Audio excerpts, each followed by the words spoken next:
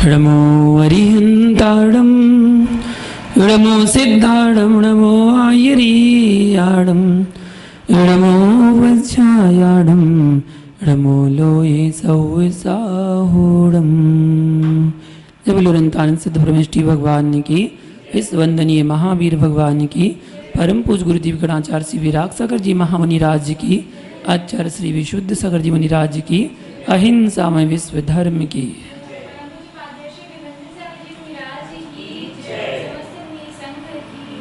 महानुभाव, 16 करण भावना की व्याख्या चल रही है, जिसमें शील वृत्तेष्व नतिचारण भावना के अंतर्गत सत्य अनुव्रत के 5 अतिचारों की व्याख्या है। कल हमने कूटलिक क्रिया के बारे में जाना और आज न्यासापहार अतिचार के बारे में जानते हैं। न्यासापहार का मतलब क्या है? धरोहर में चांदी आदि को रखने वाला कोई उसकी संख्या भूलकर यदि उसे कमती लेने लगा, ज्यादा रखा और कमती लेने लगा तो ठीक है, इस प्रकार स्वीकार करना, इसको कहते हैं न्यासापहार। यह छल है। किसी के भूलने पर अन्य के धन को ग्रहण कर लेना और उसे नहीं बताना कि भाई आप भूल रहे हो, आपका द्रव्य तो अधिक है, स्वयं उतने द्रव्य को रखकर उपभोग करना पर के उपभोग में अंतराय डालना है। स्वयं भविष्य के लिए, कर्मों के आश्रय के लिए पर के द्रव्य से इंद्रिय सुख भोग कर नियत बंध स्थान को प्राप्त होता है। भगवत दशा की प्राप्ति का जिसका लक्ष्य है, वह कभी भी पर के द्रव्य का हरण नहीं करता, स्वद्रव्य से ही संतोष को प्राप्त करता है। तत्वज्ञ विचारता है कि मेरे द्वारा किसी निमित्त से प्राणी मात्र को कष्ट का अनुभव ना करना पड़े। प्रत्येक जीव 100 पुण्य पाप का फल स्वयमेव भोगता है। मैं उसमें करता कैसे? निमित्त मात्र हूं, वस्तु स्वरूप का बोध होता है तो 100 द्रव्य भी पर लगता है। फिर पर द्रव्य में आत्मबुद्धि कैसे? भव्यवर पुंडरीक जीव कभी अनीति पूर्वक किसी के धन का अपहरण कर अनाचार को नहीं करता, 100 पुण्योदय से प्राप्त धन आदि से अपने आप में संतोष को प्राप्त होता है। 100 पीड़ा सी उसे अन्य जीवों की पीड़ा लगती है। प्रत्येक जीव के अंदर शांति संतोष रहे, इस प्रकार की पवित्र भावना भाने वाला जीव तीर्थंकर प्रकृति के पुण्य को प्राप्त होता है। पूर्ण विश्वास को प्राप्त जीव ही स्वपर का कल्याण कर पाता है। जो जीव इंद्रिय सुख पर लक्ष्य रखता है, उसकी अन्य जीवों के प्रति किसी भी प्रकार से करुणा दृष्टि नहीं है। स्वार्थ वृत्ति से जिसका चित्त दूषित है, वह अज्ञ ना स्वकल्याण कर सकेगा और ना ही पर कल्याण में निमित्त बन सकता है। स्वपरहित विशुद्धि बुद्धि वाला ही कर सकता है। अपना भी हित और पर का हित वही कर पाएगा जिसकी विशुद्धि बुद्धि है। नष्ट बुद्धि जीव का कल्याण बुद्धि की जागृति ही नहीं होती, वह तो काम भोग बंध की कथाओं में ही निमग्न रहता है। आत्महित के भाव भी जीव की भवितव्यता पर है। जिसकी होनहार विपरीत है, उसकी बुद्धि भी विपरीत कार्यों की ओर जाती है। जग में कहावत है, विनाश काले विपरीत बुद्धि। जिनकी होनहार विपरीत है, उसकी बुद्धि भी विपरीत कार्यों की ओर जाती है। सम्यक मार्ग में सहज बुद्धि पुण्योदय पर ही चलती है। तीव्र कर्मोदय में हे उपादेय का विचार ही नहीं आता। क्या सही है क्या गलत? भैया सत्यार्थ तो यही है कि अशुभ दिन जब आते हैं तो सर्वप्रथम प्रज्ञा का ही हरण करते हैं। प्रज्ञा मतलब बुद्धि। अशुभ दिन जब आते हैं तो बुद्धि का हरण हो जाता है हमें हर जगह, हर समय, हर स्थान पर हमारा अहित ही नजर आता है। सम्यक कार्य, सम्यक भाषण, सम्यक चिंतन के लिए स्वस्थ पुण्योदय चाहिए। स्वस्थ पुण्यात्मा के आचरण, विचार शक्ति, भाषण शक्ति सभी विशिष्ट ही होती है। पुण्यात्मा जीव की प्रवृत्ति से देव भी प्रभावित होते हैं। ऐसा पुण्य क्या नहीं जानते आप? ऐसा पुण्य क्या नहीं जानते आप? वह पुण्य तीर्थंकर प्रकृति के बंधक जीव के झलकता है। विशिष्ट पुण्य के लिए ही विशिष्ट भावनाओं की आवश्यकता होती है। जब विशिष्ट पुण्यात्मा जीव तीर्थंकर बनता है तो देव भी हाथ जोड़े खड़े रहते हैं उसके सामने। देवियां भी सेवा करने आती हैं उसकी माता के लिए। जिस व्यक्ति को विशाल अनेक खंडों का, अनेक तल का भवन निर्माण के भाव होते हैं, तब वह उसकी नींव भी उतनी गहरी एवं दृढ़ता युक्त निर्मित करता है। अगर 50 मंजिल की बिल्डिंग बनानी है तो उसके आधार पर इंजीनियर अंदर बेस भी उसका इतना मजबूत तैयार करता है। उसी प्रकार तीर्थंकर प्रकृति के लिए विशिष्ट भावनाओं की आवश्यकता है। बड़े व्यापार में द्रव्य बहुत आता है, पर बड़े व्यापार में द्रव्य स्वयं का पूर्व में बड़ा ही लगाया जाता है। पहले कहते हैं ना, पूंजी लगानी होती है, जितनी पूंजी लगाओगे उतना तो मुनाफा होगा। दीन, धनहीन, हीन पुण्य वाला बड़े व्यापार के बारे में विचार भी नहीं कर पाता है। ऐसा लोक व्यवहार में भी देखा जाता है। यह बाल गोपाल को विदित है। उसी प्रकार तीर्थंकर पुण्य प्रकृति के लिए प्रकृष्ट विशुद्धि की जनक 16 कारण भावनाएं हैं, जिनमें व्रतों शीलों में निरतिचारता महत्वपूर्ण है। पर द्रव्य हरण जैसा खोटा भाव जिसके हृदय में रखा है वह अणुव्रत के पालन में हीन है। ऐसे जीव के महाव्रत की पात्रता तो अत्यंत दुर्लभ है। भव्यवर जीव किसी भी स्थिति में पर द्रव्य में आत्मबुद्धि नहीं रखता। पर द्रव्य को मलपिंड, पर द्रव्य को मलपिंड रूपी दुर्गंध में समझकर उससे अपनी बुद्धि की रक्षा करता है। न्यास अपहार से आत्मरक्षा करता है। जैसे जंगल का हिरण सिंह से अपनी रक्षा करता है और सुरक्षित स्थान की गवेषणा कर अपनी आत्मरक्षा कर लेता है, उसी प्रकार जो आत्महितैषी है वह आत्महितैषी पर द्रव्य से सिंह की भांति अपनी रक्षा करता है।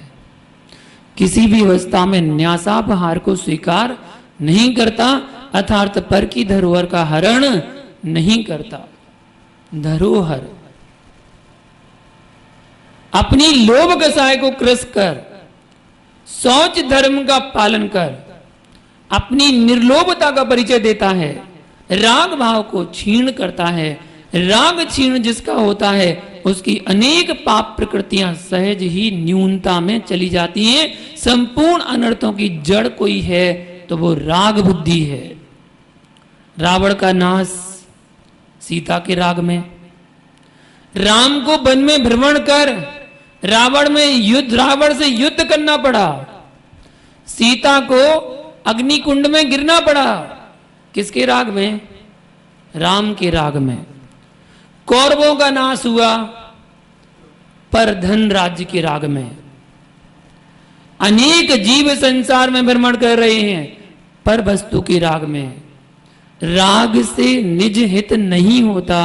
निज हित करना है तो राग हटाओ, कष्ट मिटाओ।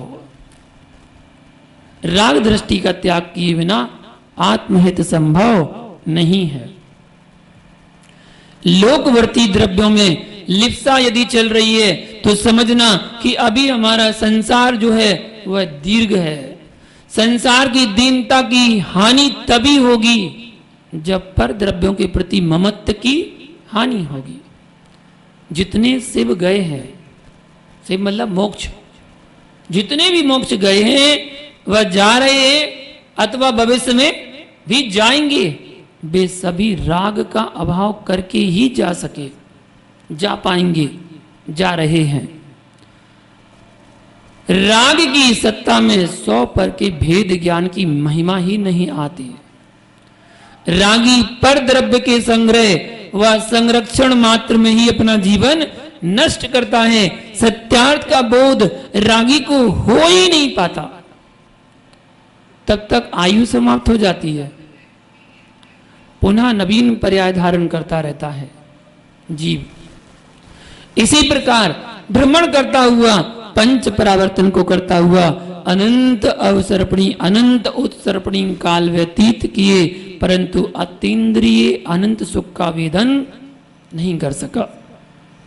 यह भ्रमण जीव का अनादिकाल से चला आ रहा है। अब तो विवेक ज्ञान से आत्महित पर अपना लक्ष्य रखो और अपना आत्म कल्याण कर सको। ये चौथा अतिचार है।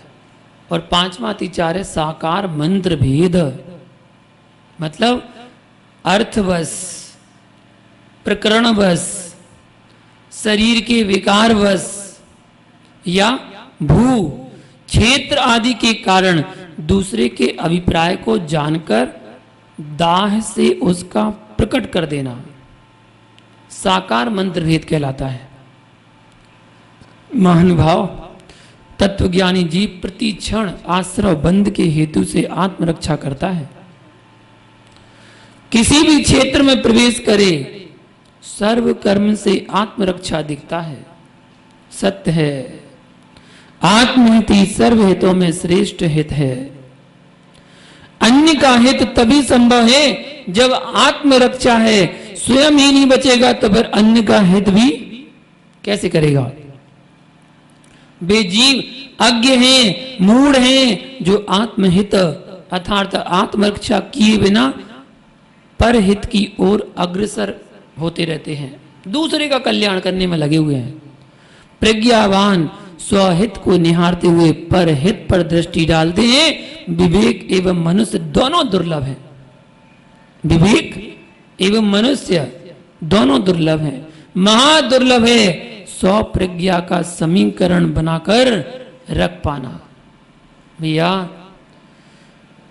शीघ्र पर से प्रभावित नहीं होना।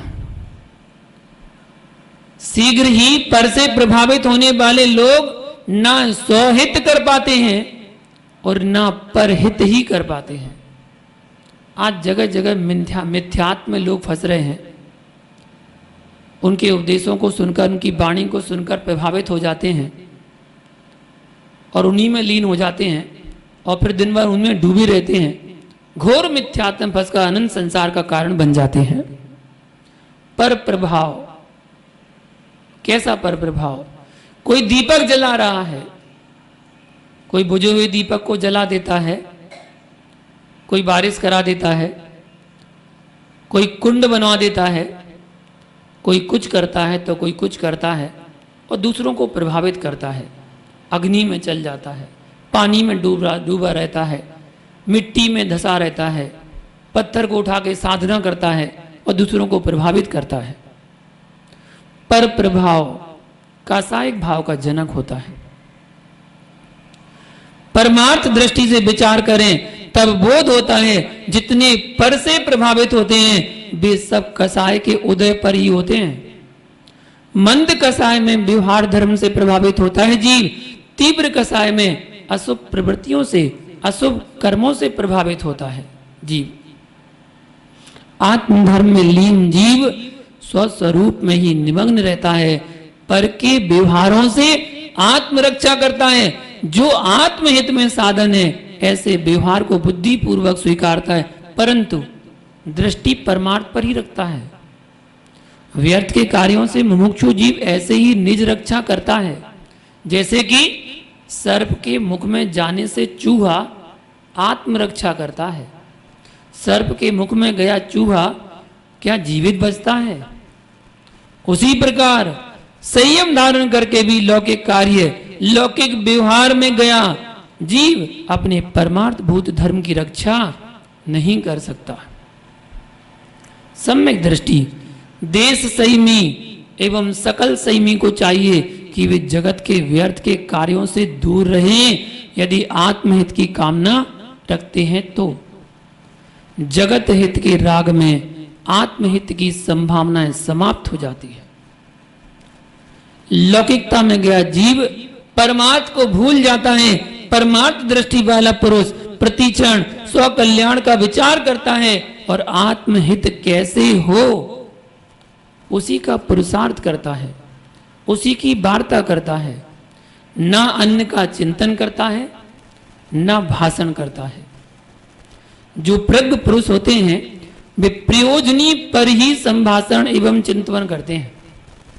अप्रयोजनी पर किसी भी प्रकार निज समय का व्यय नहीं करते हैं। अप्रयोजन भूत विषयों में अज्ञानी जीव ही समय नष्ट करते हैं और विसंवाद को प्राप्त होते हैं, जो बैर धारण का कारण बन जाता है। भवों भवों के लिए, एक भव नहीं, भवों भवों के लिए बैर बन जाता है। जगत से बैर का अभाव करने का भाव है तो व्यर्थ के भाषण चिंतन कृत्यों का प्रत्याख्यान अनिवार्य है। समय को आत्मसिद्धि में पूर्ण किया जाता है और पूर्ण किया जाए व्यर्थ की प्रसिद्धि के भाषण पर विराम देकर आत्मसिद्धि को चाहने वाला व्यर्थ के कार्यों में चित्त नहीं ले जाता। उसे समय ही कहां है आत्मधर्म को छोड़कर जो कि अप्रयोजन भूत पर दृष्टि ले जाए। कौन क्या कर रहा है इसका अवलोकन वही करता है जिसके आत्मावलोकन नहीं है। आत्मदृष्टा को जब निज पर राग की आंख नहीं जाती तो पर की देह पर उसकी आंख कहां जाएगी। निज में गुप्त रहने वाला अन्य की गुप्त बातों को जानने के लिए स्वरूप का त्याग नहीं करता। पर के अशुभ भावों की अशुभ कार्यों की जानकारी रखने वाला विशुद्धि स्थान की वृद्धि को प्राप्त नहीं होता, अपितु संक्लिष्टता को ही प्राप्त होता है। अपने परिणामों को खराब ही करता है। पूर्व में अशुभ प्रवृत्ति को जानने में बुद्धि लगाई, पहले पूर्व में अशुभ प्रवृत्ति को जानने में अपनी बुद्धि को लगाई, फिर उसे सहन नहीं कर सका तो दूसरे से कहने में पर आलोचना में अपने लोचन लगा डाले। यदि उस समय वही बुद्धि निज निंदा निज आलोचना में लगाता जीव तो ध्रुव धाम निज भगवान को जानकर उसकी प्राप्ति में सम्यक पुरुषार्थ प्रारंभ हो जाता। फिर व्यर्थ में साकार मंत्र भेद में निज प्रज्ञा का प्रयोग नहीं करता, स्वात्महित को ही श्रेय मार्ग स्वीकारता है। भैया निज अंतरंग में आत्म सिद्धि की भावना लहरें जहां ले रही हो वहां पर किसी भी प्राणी को मन वचन काय से उसके मन वचन काय को कष्ट देना नहीं स्वीकारते। ये जीव तीर्थंकर प्रकृति के बंधक भव्यवर विचार करते हैं। मेरे मन में किंचित भी कोई विकल्प आता है तो कितनी तीव्र वेदना का वेदन होता है। जब मुझे उस वेदना का वेदन है ही तो मैं तत्व ज्ञाता अन्य को भी विकल्प देकर उसे कष्ट से पीड़ित क्यों करूं। मेरा धर्म पर पीड़ा से रहित है। यदि मेरे निमित्त से कोई भी पीड़ित होता है तो अहिंसा का अभाव होता है, और जहां पर अहिंसा का अभाव है वहां पर शेष व्रतों का अभाव स्वतः हो जाता है। पर को मन वचन काय कृत कार्य अनुमोदना से यदि पीड़ित करता है जीव तो वहां उसके पास किसी भी प्रकार का व्रत नहीं बचता। वह तत्क्षण असंयम भाव को प्राप्त होता है।